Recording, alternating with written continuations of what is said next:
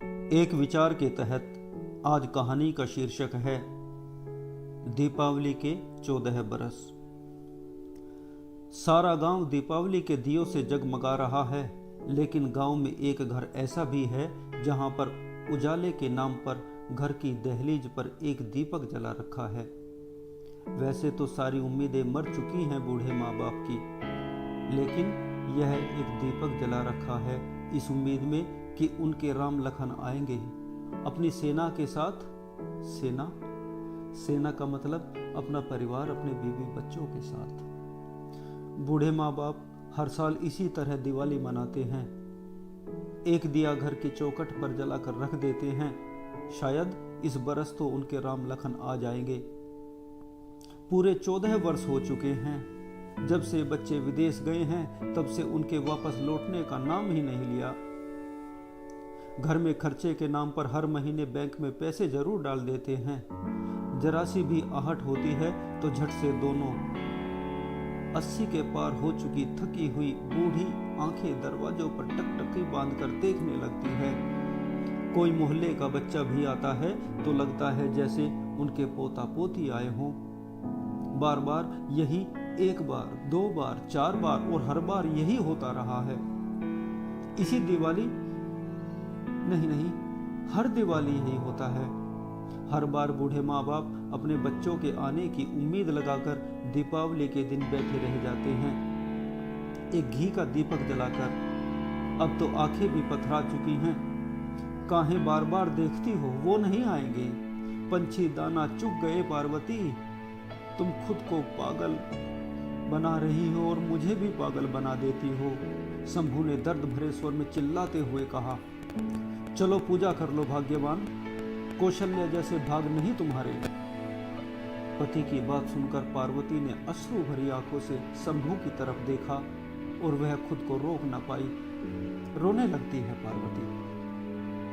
पता नहीं कब मौत आ जाए, मरने से पहले अपनी हरी भरी फुलवारी को देख भी पाऊंगी कि नहीं। लखन के पापा, बच्चे बड़े क्यों हो जाते हैं? अपने रोने की आवाज को होठों में दबाती हुई पार्वती ना रोने की नाकाम कोशिश करती है। घर के क्वाड बंद करके दोनों बूढ़े माँ बाप एक दूसरे के आंसू पोंछते हुए रोने लगते हैं। लखन के पापा, याद है ना जब राम और लखन छोटे थे तब वह दीपावली पर कितनी धूम मचाया करते थे।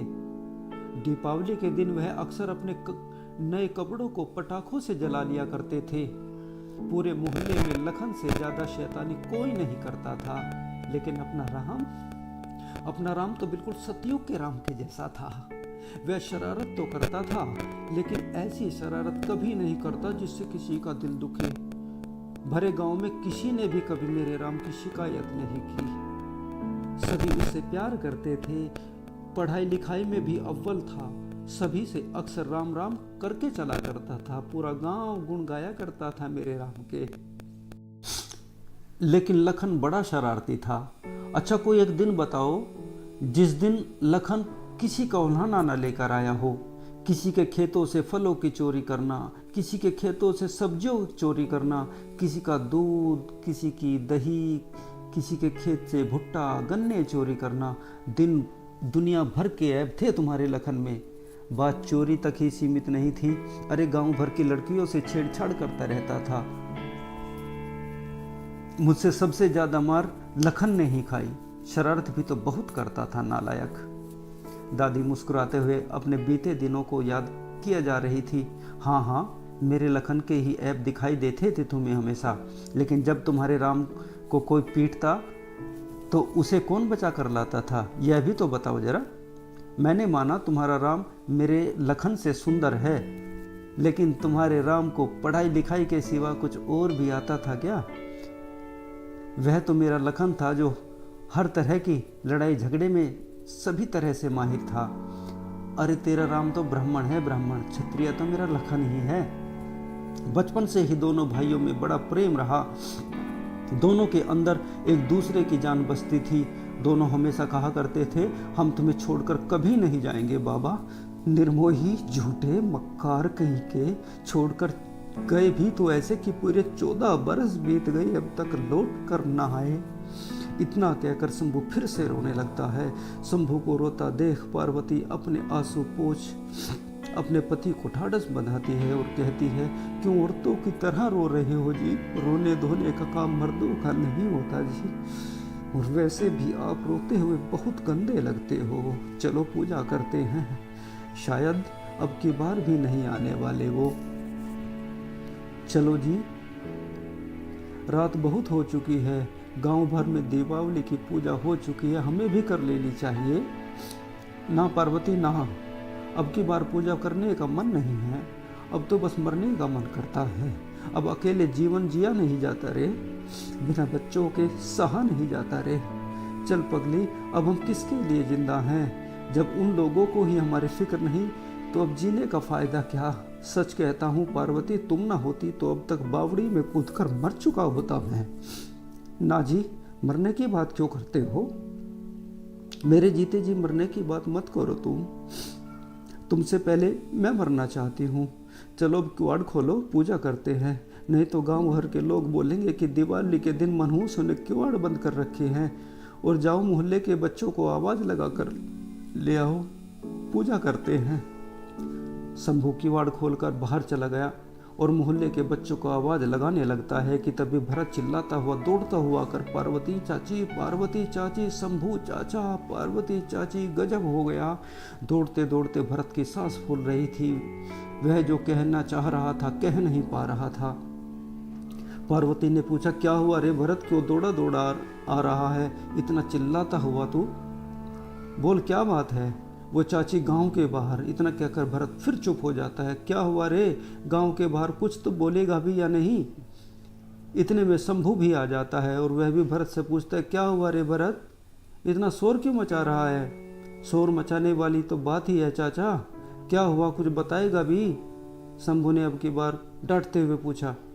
चाचा चाची, तुम्हारे राम लखन आए हैं, अपनी सेना को लेकर आए हैं।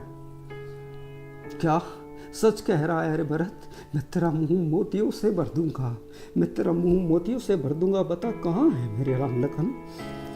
गांव के बाहर गाड़ी खड़ी हुई। चाचा, वे लोग सारे मोहल्ले के लिए कुछ ना कुछ लेकर आए हैं वे लोग। सुना तूने पार्वती, तुम्हारे राम लखन आ गए, हमारा 14 साल का वनवास खत्म हो गया रे पगली, चल जल्दी चल।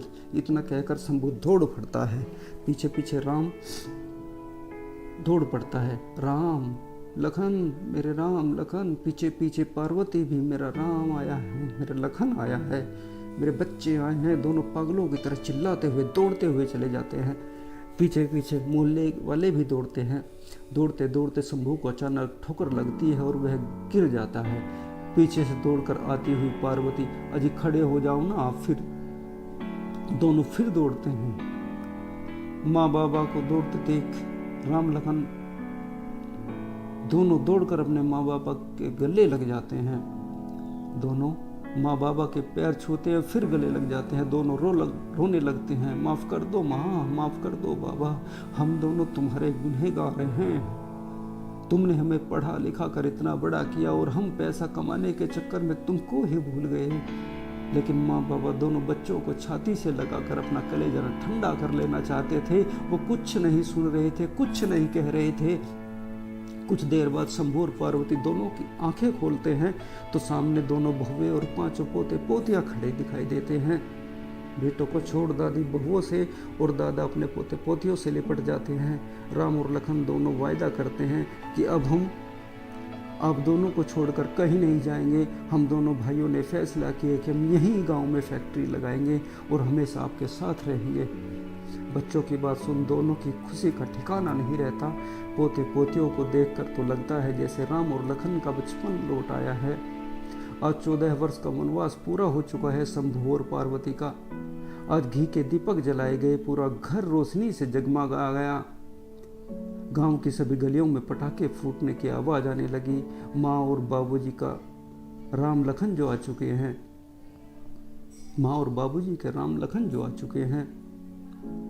कहानी कैसी लगी दोस्तों? कहानी पसंद आई हो तो लाइक, कमेंट, शेयर और सब्सक्राइब जरूर करना। बहुत बहुत धन्यवाद।